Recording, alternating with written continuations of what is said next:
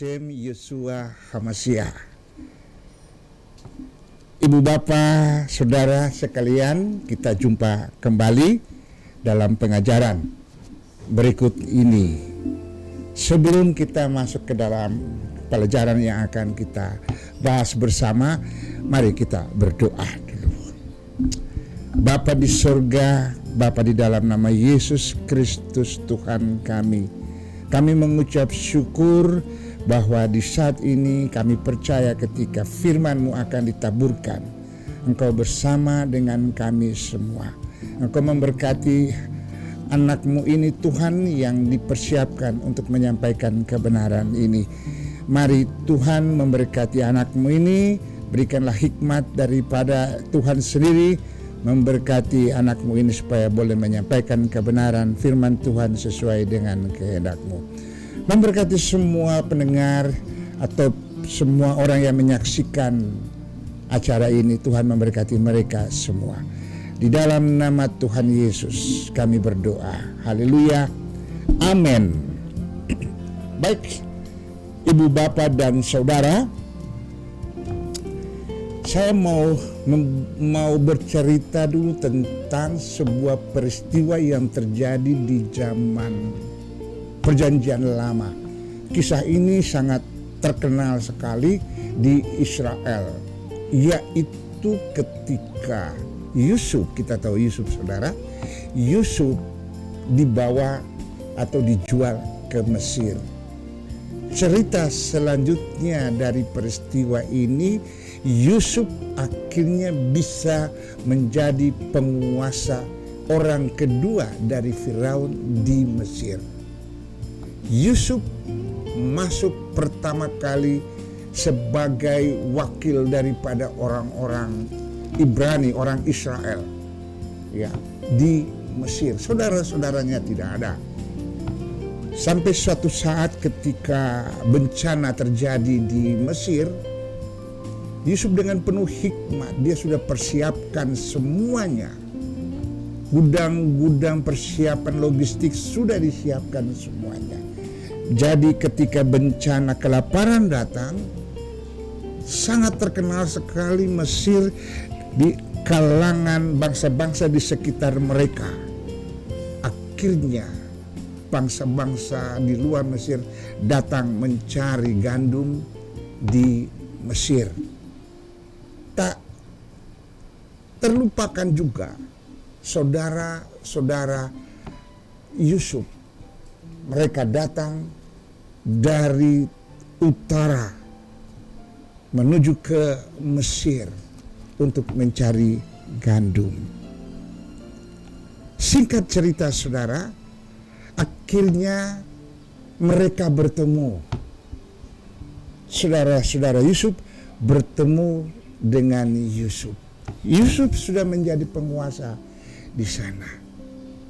Akhirnya diperkenalkan, mereka bertemu dalam suasana yang sangat terharu sekali.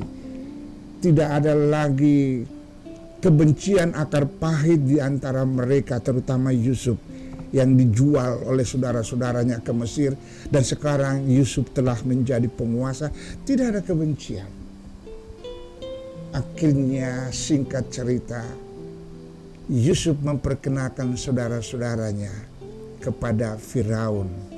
Dan Firaun memerintah Yusuf supaya membawa Yakub juga ke Mesir. Saudara, akhirnya Yakub 70 orang, mulai dari 70 orang. Orang Israel hanya 70 orang dengan Yakub masuk ke Israel, di Mesir, masuk di Mesir. Dan singkat cerita, akhirnya mereka tinggal di sana, mereka diberkati oleh Tuhan. Dan mereka bertambah banyak dalam firman Tuhan berkata. Jadi Yusuf ada di Mesir menjadi berkat bagi bangsa ini. Dan disenangi oleh Raja Firaun serta orang-orang Mesir. Senang sekali dengan Yusuf serta saudara-saudaranya. Bahkan dikatakan saudara-saudaranya itu hidup hubungan sosial mereka, hubungan emosional mereka bagus sekali dengan para tetangga-tetangga orang Mesir. Mereka saling membantu satu dengan yang lain. Itulah. Jadi orang Israel yang ada di Mesir pada waktu itu setelah mereka bertambah-tambah banyak, dikatakan bahwa mereka hidup nyaman selama pemerintahan Yusuf dan pada waktu itu Raja Firaun yang terkenal itu. Satu saat Yusuf mati. Ketika Yusuf mati, dikatakan dalam firman Tuhan, ketika Yusuf mati, maka muncullah raja baru. Dikatakan dalam Keluaran 1, raja baru ini tidak mengenal Yusuf. Akibatnya apa, saudara? Berdampak kepada orang-orang Israel yang selama ini hidup nyaman, tenang, diberkati, segala sesuatu ada, mereka punya segala keperluan dipenuhi. Yang luar biasa sekali, saudara, tidak kurang apa-apa. Tapi setelah Yusuf mati, Raja Mesir yang baru ini tidak kenal Yusuf. Dan mereka merasa curiga terhadap orang-orang Israel. Kenapa? Orang Israel bertambah banyak, saudara. Mereka takut dengan keberadaan orang Israel. Mereka takut apa? Jangan-jangan sampai orang Israel banyak kayak begini ketika orang Mesir lagi berperang dengan bangsa-bangsa yang lain, karena waktu itu antara bangsa dan bangsa sering terjadi peperangan. Jangan-jangan orang Israel bersekutu dengan lawan mereka lalu mengalahkan mereka. Jadi mereka takut. Makanya Firaun yang baru yang tidak mengenal Yusuf, dia mulai membuat sebuah cara menurut pemikiran dan pendapat dia. Apa yang dilakukan? Dia berkata kepada orang-orang Mesir, para atasannya yang lain, atau pada para perangkat-perangkat pemerintahnya yang lain, dia berkata begini, bangsa Israel ini sudah sangat banyak dan lebih besar jumlahnya dari kita.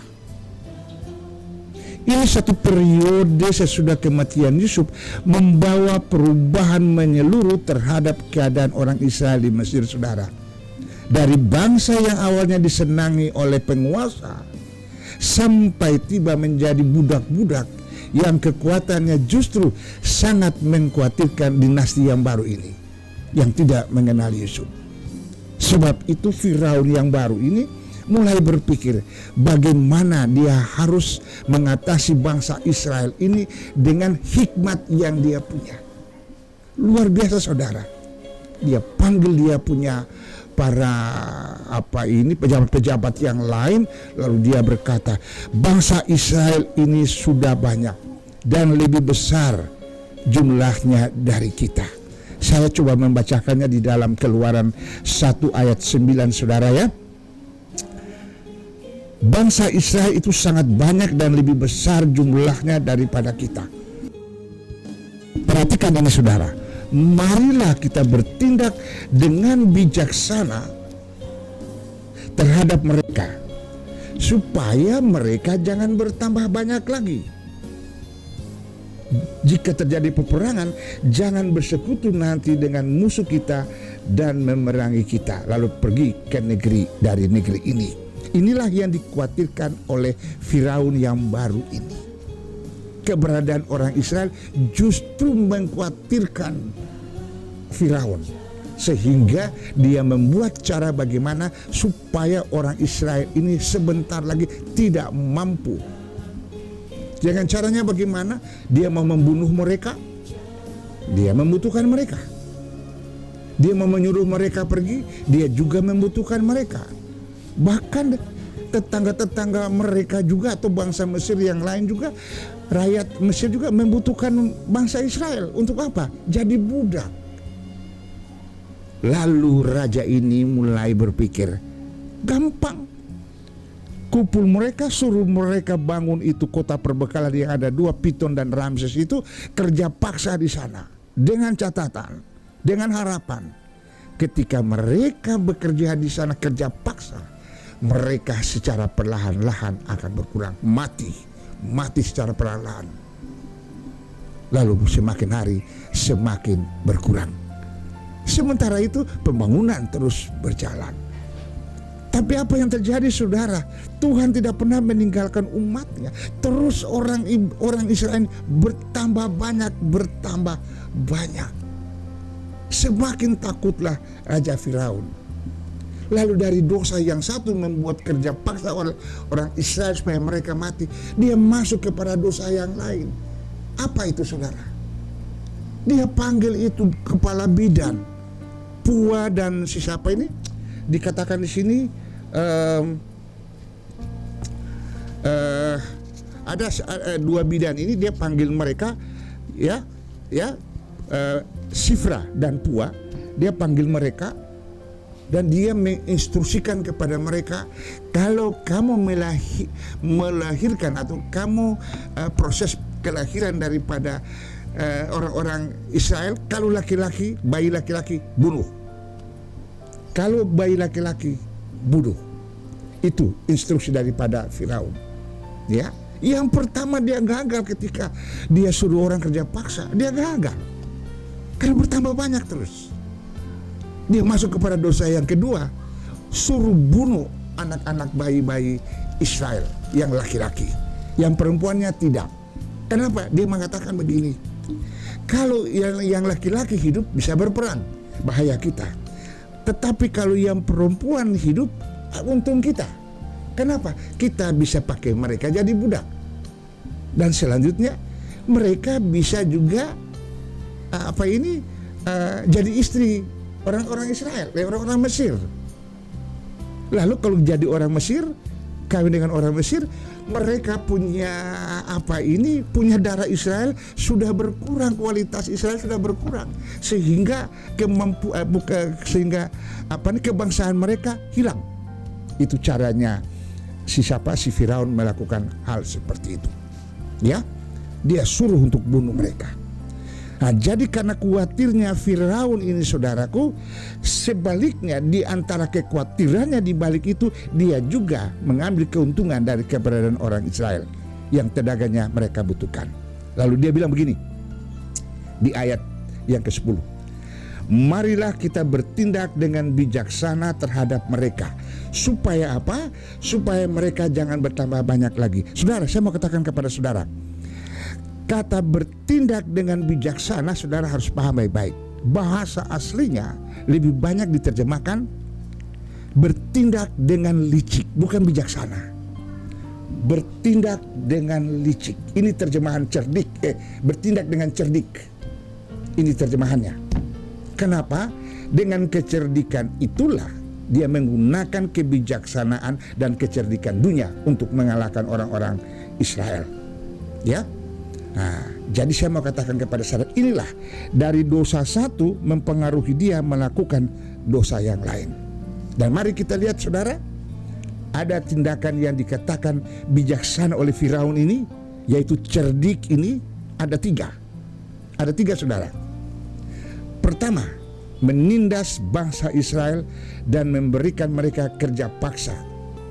Lalu membangun kota Piton dan Ramses. Itu pertama, penindasan. Itu gagal, dia masuk kepada yang kedua. Memerintahkan para bidan untuk membunuh laki yang lahir dari ibu-ibu perempuan Israel. Disuruh bidan Pua dan Sifra membunuh mereka. Ada banyak para ahli, para tafsir, saudara, yang mengatakan Pua dan Sifra ini, mereka itu kemungkinan adalah ketua atau pemimpin dari bidan-bidan di seluruh negeri Mesir. Itu ada 500 sampai 1000 orang bidan yang diketuai oleh Sifra dan Pua ini.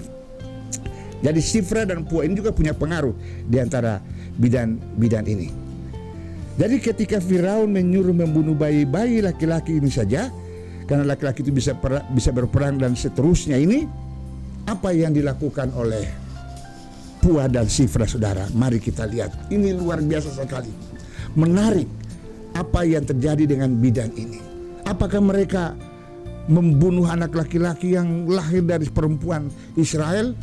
Saudara, kita baca dalam firman Tuhan, mereka tidak membunuh bayi-bayi itu. Luar biasa, Allah menyertai orang Israel. Allah menyertai. Mereka tidak membunuh bayi-bayi itu. Kenapa? Dikatakan dalam firman Tuhan, mereka takut kepada Allah, saudara. Mereka takut kepada Allah. Mereka takut kepada Firaun, iya. Mereka takut kepada Firaun. Tetapi ternyata mereka lebih takut juga kepada Allah. Ini yang dikatakan dalam kebenaran firman Tuhan. Jadi bidan-bidan ini tidak melakukan pembunuhan terhadap bayi-bayi ini. Ya, sebab itu saudaraku, menurut kedua bidan ini, dia lebih takut kepada Allah daripada takut kepada Firaun.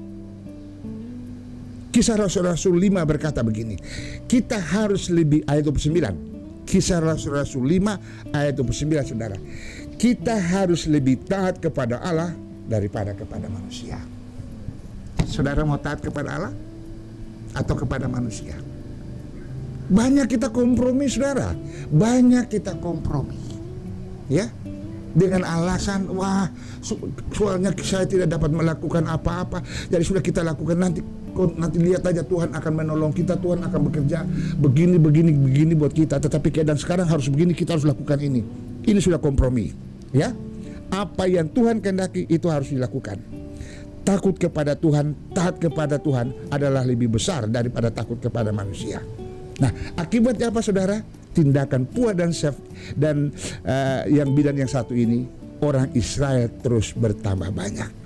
Dan apa? Allah berbuat baik kepada bidan-bidan itu. Dan yang ketiga, Firaun ketika dia melihat kok bidan-bidan ini tidak membunuh bayi-bayi laki-laki, tapi terus mereka bertambah banyak. Akhirnya apa? Dia punya cara yang lain. Suruh orang-orang Mesir kalau ada bayi-bayi yang lahir, bunuh. Tidak perlu bidan. Suruh orang-orang Mesir bunuh setiap anak laki-laki Israel. Bunuh, itu kata Firaun. Dan benar-benar orang Israel pada waktu di Mesir itu mengalami penindasan yang luar biasa sekali, saudaraku. Nah, saudara, itulah kira-kira yang saya mau sampaikan kepada saudara. Ada 3 hal yang dikerjakan oleh si siapa ini, Firaun. Dan mari kita lihat, ada beberapa hal yang kita bisa ambil dari sini. Cuplikan singkat dari kitab Keluaran 1 ayat 8-22 ini, saudaraku, tentang sekelumit dari penindasan orang Israel. Ada beberapa pesan rohani yang kita dapat. 1, saudara, dulu orang Israel waktu Yusuf masih hidup, mereka hidup nyaman, berada pada zona nyaman, selalu bilang aku diberkati, aku diberkati, aku diberkati. Kenapa? Selalu ada, lalu bilang aku diberkati. Tapi apakah itu berarti bahwa terus diberkati? Ingatlah, saudara, berkat Tuhan itu amanat. Itulah amanah, saudara. Bukan sekedar Anda punya keperluan lalu kebutuhan lalu diberikan. Tidak, amanah dari Tuhan. Ya, berkat Tuhan itu kita terima dengan syukur. Kalau kita tinggal hanya dalam berkat Tuhan, kita bersuka cita karena berkat Tuhan, berada pada zona nyaman. Hati-hati, saya mau katakan kepada saudara, orang Israel pada masa Yusuf menjadi pejabat di Mesir hidup dalam zona nyaman itu. Mereka tidak pernah berpikir tentang setelah Yusuf mati apa yang terjadi. Dan setelah Yusuf mati, masuk kepada pemerintahan Firaun yang baru, hidup mereka tertindas. Sangat kontra, saudaraku. Ya, banyak orang-orang Kristen dewasa ini yang mempunyai pandangan seperti ini. Selagi semua ada tersedia dan merasa selalu diberkati, hati-hati. Hati-hati, saudara. Rasul Paulus berkata begini, siapa yang menyangka bahwa dia tetap teguh berdiri, hati-hatilah supaya ia jangan jatuh. Ya, saudara, Saudara, sekarang bukti sekarang kita lihat. Siapa yang mau berpikir situasi sekarang ini bisa kita alami? Siapa yang mau berpikir, saudara? Ya, saudara hidup nyaman pada waktu dulu. Ketika pada waktu sekarang ini, ketika kita berhadapan dengan masalah yang paling berat saat ini, apa? Ekonomi terpuruk, keadaan keuangan keluarga terpuruk. Ya, sekarang ini adalah pertanyaan bagi kita. Dulu zona nyaman, sekarang zona apa? Kita harus berpikir. Ya, dan yang kedua, sebelum terakhir, keputusan orang panik menghasilkan kehancuran bagi semua rencananya. Saya mau kasih tahu, dalam peristiwa ini Firaun panik karena lihat Israel banyak, dia tidak tahu mau berbuat apa, dia panik. Dia suruh melakukan tindakan-tindakan satu demi satu, tindakan-tindakan yang dia lakukan, yang sebenarnya dia lakukan itu tanpa perencanaan yang baik, dan Tuhan tidak inginkan itu. Akhirnya dari satu tindakan dia masuk kepada tindakan yang lain. Tindakan yang lain dia lakukan juga. Artinya apa? Karena dia mau mempertahankan kedudukan dalam sebuah posisi dengan mengembangkan isu, ya, hoax demi keuntungan diri sendiri, ya, daripada kemaslahatan hidup orang lain. Ingat, cara seperti itu tidak berhasil, saudara. Ya, saya ingatkan saudara, tidak akan berhasil. Saudara mau menangkan suatu situasi dengan memberikan isu dan hoax, hati-hati, tidak akan berhasil. Dan yang terakhir, dosa kejahatan yang satu selalu menarik ke dosa yang lain. Ini menarik, saudara. Ya, ya. Akhirnya apa, saudaraku? Mari kita lihat Firaun. Dari dosa yang satu dia jatuh kepada dosa yang lain. Dia memberi kerja paksa, berlanjut kepada pembunuhan anak-anak oleh bidan-bidan, sampai kepada membunuh bayi-bayi oleh rakyatnya sendiri. Ini yang saya mau kasih tahu kepada saudara, hati-hati. Jangan sampai dari dosa yang satu saudara belum selesaikan, berbuat dosa yang lain, berbuat dosa yang lain lagi. Hati-hati, ya. Dan yang terakhir, taat kepada Allah lebih baik daripada taat kepada manusia. Taat kepada Allah lebih baik, ya, lebih baik daripada taat kepada manusia. Ingat, hukum manusia itu dibuat oleh manusia, tetapi hukum Allah itu turun dari atas surga untuk kita. Jadi kita taat kepada Allah, ya. Jadi sekalipun bencana harus dialami oleh orang Israel, tetapi tangan Allah senantiasa bekerja untuk menyelamatkan umatnya. Apapun yang Bapak Ibu Saudara alami saat ini, percayalah bahwa tangan Allah menyertai Anda. Tuhan memberkati Ibu Bapak semua. Haleluya. Amin. Tuhan, terima kasih. Firman telah hamba sampaikan. Kami percaya Roh Kudus akan bekerja lebih lanjut. Terima kasih Bapa di surga. Hamba berdoa di dalam nama Tuhan Yesus Kristus. Haleluya. Amin.